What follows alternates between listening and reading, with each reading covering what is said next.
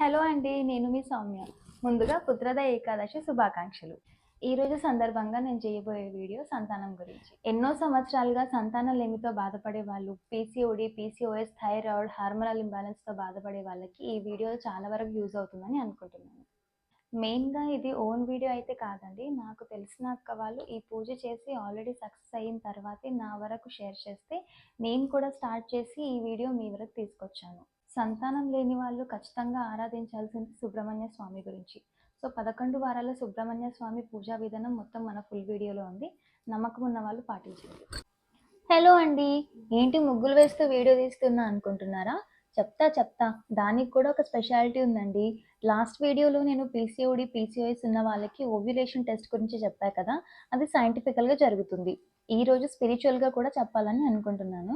నేను కూడా మా అక్క ద్వారా తెలుసుకొని వాళ్ళకి సక్సెస్ అయిన తర్వాతే ఈ వీడియో మీ వరకు తీసుకొనొచ్చానండి. అందుకు ముందు రోజే ఇల్లంతా క్లీన్ చేసి పెట్టుకుంటే మార్నింగ్ లేచి త్వరగా పూజ చేసేయొచ్చండి. ఇక్కడ మా బ్రూనో వాడేమో నన్ను ఏ పని చేయనివ్వట్లేదు. నేను క్లీన్ చేసుకుంటూ వస్తే వాడేమో అంతా పాడు చేసుకుంటూ వస్తున్నాడు. ఈరోజు స్పెషల్ ఏంటంటే పుత్రద ఏకాదశి కూడా ఈరోజే వచ్చిందండి. అందుకు నేను ముందుగా శ్రీ వెంకటేశ్వర స్వామికి పూజ చేసుకొని ఆయనకెంతో ఇష్టమైన తులసిమాలతో అలంకరించాను. ఈ ఏకాదశికి స్వామికి తులసిమాల అలాగే చలిమిడి పానకం నైవేద్యంగా సమర్పిస్తే చాలా మంచిది. మీకు టైం ఉంటే సంతాన మంత్రం క్యాప్షన్‌లో మెన్షన్ చేస్తాను. ఒక 108 సార్లు జపించండి. లేదా ఓం నమో భగవతే వాసుదేవాయ అన్న మంత్రం చదువుకోండి. హెల్త్ ఇష్యూస్ లేవు అనుకుంటే ఉపవాసం చేసేయండి లేదా స్కిప్ చేసేయొచ్చు.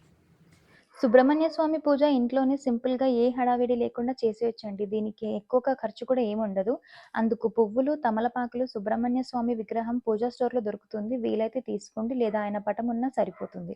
ఇందుకు ముందు మీరు స్నానం చేసిన వెంటనే ముందు పిండి దీపాల కోసం బియ్యం పిండిని తడిపి పెట్టుకోండి. తర్వాత మీరు ఇంట్లో ఏ ప్లేస్‌లో అయితే పూజ చేయాలనుకుంటున్నారో అక్కడ క్లీన్ చేసుకొని ఒక పీట పెట్టి, ఆ పీటని పసుపుతో అలంకరించి చిన్న 6 సైడ్స్ ఉన్న స్టార్ ముగ్గు వేసి కుంకుమతో అలంకరించండి. తర్వాత ఒక రాగి కానీ, ఇత్తడి కానీ ప్లేట్ తీసుకొని ఆ ముగ్గుపై పెట్టండి.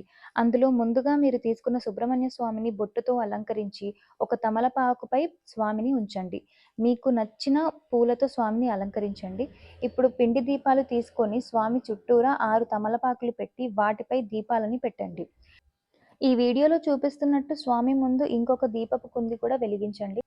స్వామికి చలిమిడి, పానకం, పాలు, చిమిలి నైవేద్యంగా ఇవ్వండి. చాలా మంచిది. చాలామందికి చిమిలి ఎలా చేయాలో తెలీదు కానీ చాలా సింపుల్ అండి. ఒక కప్పులో కొన్ని నువ్వులు తీసుకొని అందుకు కొంచెం బెల్లం కలిపి మ్యాష్ చేసి పెట్టండి.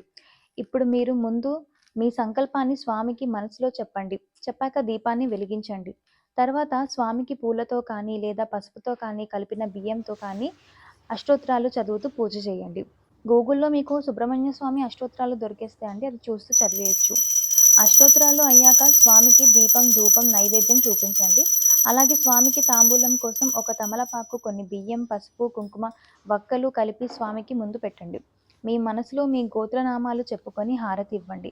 అలాగే సంధ్యావేళలో కూడా దీపం పెట్టి చిన్న బెల్లం ముక్క నైవేద్యంగా పెట్టండి. స్వామికి పెట్టిన నైవేద్యం మీరు, మీ భర్త ఇద్దరు మాత్రమే తినాలి. ఎవరికీ ఇవ్వకూడదు. మరుసటి రోజు స్నానం చేసి స్వామికి దీపారాధన చేసిన తర్వాత స్వామిని యథావిధిగా మీ పూజ గదిలో పెట్టండి. అష్టోత్తరాలు చదివిన బియ్యాన్ని ఒక బాక్స్‌లో పెట్టేసి రోజు తలపై పెట్టుకోండి.